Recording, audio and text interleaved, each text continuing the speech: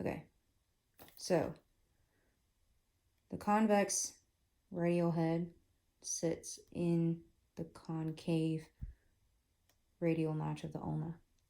Now, in anatomical position in supination, it kind of sits more lateral that way in the notch.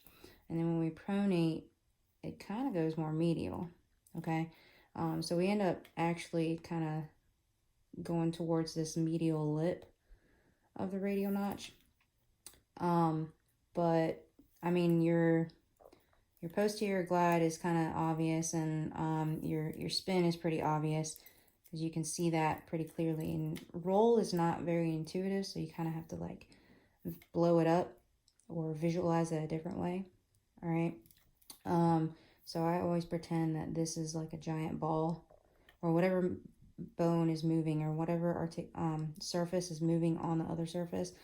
I replace it with a giant ball, like a big basketball, sitting in the floor of the ulna, and then reproduce the movement. And if I rolled a ball this way, it would just kind of roll on the ulna that way. It would just keep rolling that way. So I know there's, I mean, it's going in the medial direction, but I mean, it has to go anterior before you even get medial. So I guess you would really say anterior roll, right? But we also said that there's a posterior glide, right? And if you really want to apply the rules, you should really just use the rules to double check yourself, is what I usually say. You don't really try to figure out these arthrokinematics by the rules, because you're going to mess yourself up.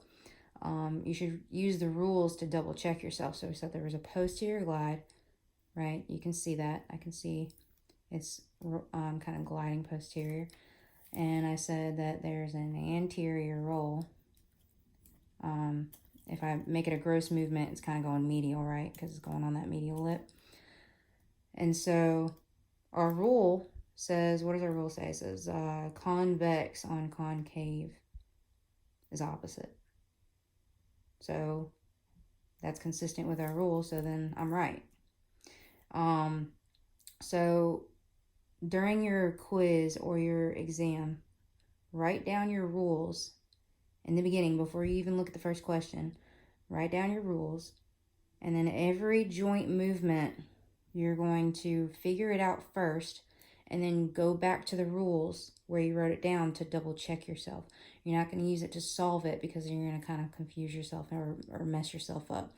You want to work yourself backwards, right? Try to figure it out. See if you can actually see the movement and reproduce the movement visually.